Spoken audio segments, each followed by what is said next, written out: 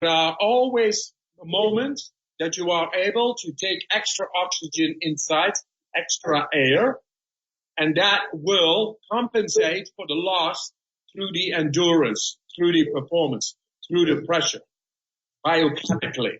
Refill. We are able to do that. We saw this with all these people on Mount Kilimanjaro, where the lack of oxygen creates headaches and nausea. We were able, while going, to refill. Thus, we were able to keep on going where normally it was not possible. Yeah, and that's the other thing. During a lot of races, whether it's ultra races or like trail marathons or any of those, they often run at high altitude. Or whether you go up Mount Whitney over here or Mount Baldy or any of the local mountains that get up to 10,000 or 14,000 feet. Yeah, so that's another good way. I did 2 marathons in my life. One in the desert, one beyond the polar circle, and one on Mount Everest on 15,000 feet. Barefoot. So how do you override discomfort?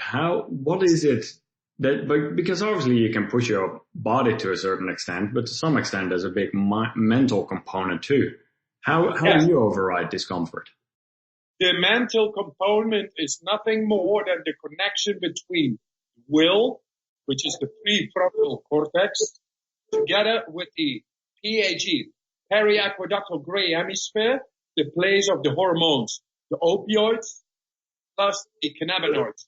And that is besides the breathing, which may influence on mitochondrial level to perform, to get more ATP, to get more molecules. It's done by aerobic dissimulation. Breathing, just breathing. So breathing and believing makes you able to override our normal physiology. That is the power of our mind. Wow. Yeah, that's good. And I truly believe in it. And I was skeptical at first as well, but by experimenting with it and actually seeing what's happening and actually getting a closer connection to your body as well. I think as part of the third component that you've been talking about, mindset, and for me, doing a daily meditation of just 10 minutes in the morning has been able to connect myself much more with body and mind as well. Exactly. It's all there. We just need to wake up to our own capacities. Yeah. I'm not talking about something that is not there and suddenly you have to train a lot and this and that. No, it was always there. We are discovering that this world full of diseases, both mental and physical, and war and tensions and accumulations compensating for unconditional love and power and strength is there because we cannot guarantee the unconditional love for ourselves, for our family members, for nature itself, and being happy, strong, and healthy. No money. Guarantee all day. Boom. It's unbelievable. I have a few last questions. I want to be respectful of your time here. I see that you do quite a bit of stretching and quite a bit of strength work as well. Can you talk a bit more about the actual functioning of some of this and what do you feel is good strength training out there? Simply, it's opening up the tendons, the tissue, and the muscles for more blood flow to come through. Okay, this is the stretching part. Use the breath and go with your mind. Connect to the adrenaline and go nicely determined into your poses. Anybody should be able to do these things. Mm-hmm. I'm almost 60 years. I'm still going like a ballerina. Oh yeah, you're very flexible. What you just showed right there. Yeah, and a whole lot more is over there. Wow. So now go into the strength. I teach people to use their breath and use their mind and do, for example, things like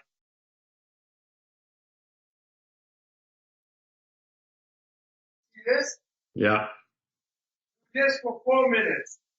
That is, and learn to use your mind consciously at that time to override pain and to instantly activate opioids in your brain.